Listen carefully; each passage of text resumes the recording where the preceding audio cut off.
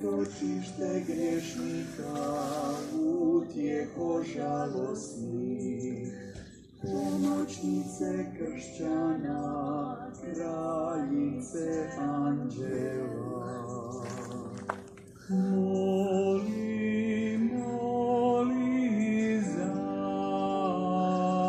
nas, kraljice patrijarha, kraljice proroka, kraljice apostola, kraljice mučenika.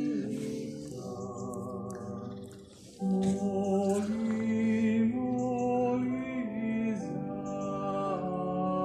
nas, kraljice priznavalaca, kraljice djevica, kraljice sviju svetih, kraljice bez grijeha začeta. Moli, moli za